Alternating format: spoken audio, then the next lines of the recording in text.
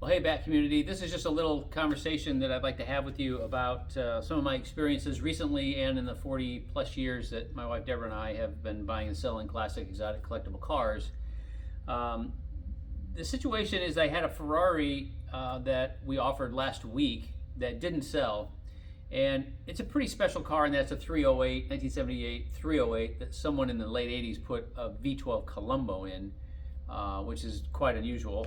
And the car didn't even get to half of what we expected or what I would be willing to sell it for to not or to no longer have the experience of owning it and enjoying it and driving it.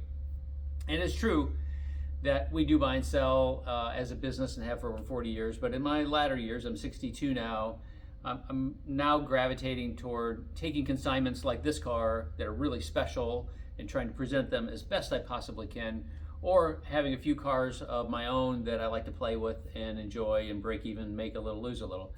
But that car was probably one of my bigger surprises. And there's a lot of talk about the down market or the reseeding market in the collector car space, in spite of the recent sale like last week of the almost $10 million one-off black red alloy Gullwing.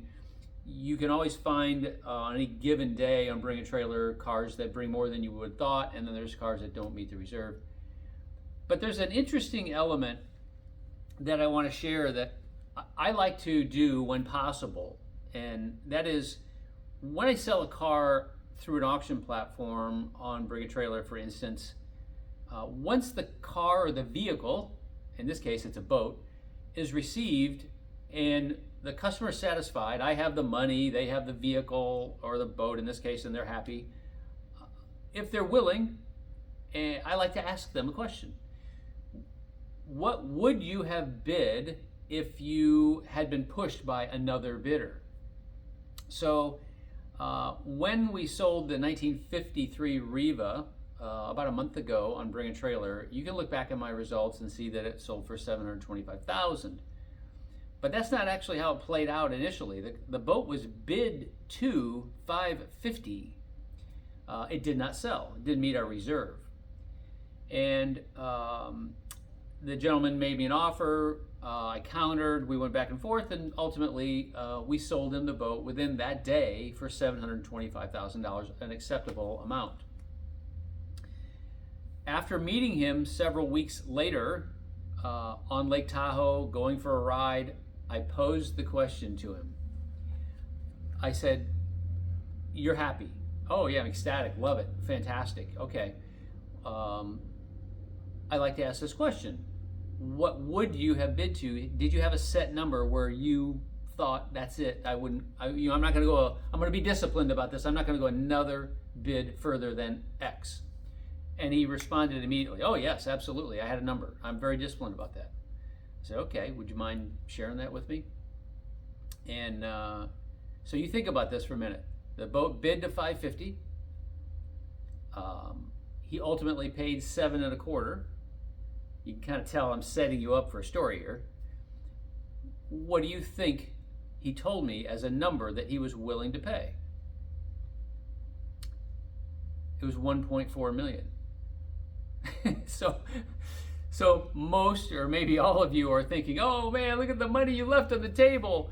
Well, okay, that's reasonable to take that position, but without someone behind him, he wasn't required to pay that much.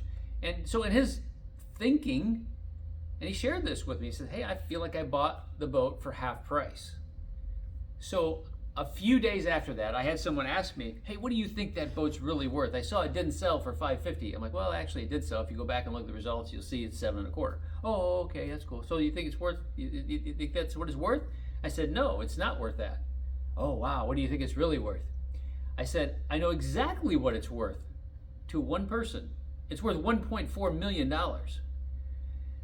So often in the comments we see, "Oh, the market has spoken, market's down, this is what something's worth." In that particular case, if you applied that line, which I don't really care for, that's what it's worth, even that's what it's worth today, $550, it wasn't accurate. That boat was worth $1.4 million to the gentleman that bought it. So it's worth what someone will pay, right?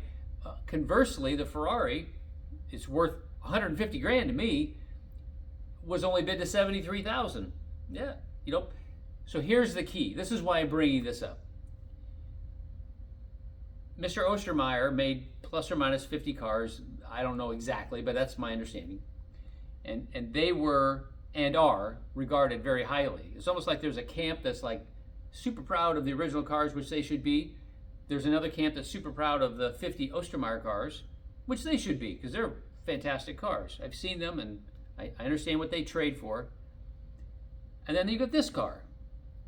But this is not a one-off. It's not a kit. It's not a one-off car. It's a car that was the last car built by a craftsman in Poland that was between 5 and 10 cars total that he built. I mean, we all know as we do things, we learn more as we execute. So his first car, whatever it was, whether it was a Roadster or a Gullwing, this is probably a little higher level because he learned some things. So in the context of valuation, I could go down the rabbit hole of why I think it's worth X, but it's really not material in this circumstance because it's worth what one person's experience thinks it's worth. And so that's the focus that I'd like for you to consider as you try to extrapolate what you would like to pay for this if you're one of those last two bidders. I don't want to pump you up and push you off the cliff, making you think you should pay an exorbitant amount. But you're not going to have any trouble with people finding fault with your valuation, high or low. Focus on one thing. Do you want the experience of enjoying this car? Whether it's in your collection, static, whether it's driving, whether it's taking to shows or coffees, whatever it might be. Maybe you have a real one, you want this less risk to drive. What is the experience that you want to have? If not this car, how are you going to fulfill that experience? Ostermeyer doesn't make them anymore. The gentleman that made this one is not with us. He's not going to make them anymore. Is it possible to hire someone else? Of course. What would that cost? I don't know. How long would it take? I don't know. And it's not for me to actually say. Someone could do it quickly, someone might take a long time. The bottom line is, do you want to have the experience of enjoying this car for yourself? And that's really where it lies. Like all of the other commentary is not rhetoric, it's material, but it ultimately comes down to what kind of experience you want to have. I wish you all the best. Excited to see how it plays out. Here we go. Last hour or so. Cheers.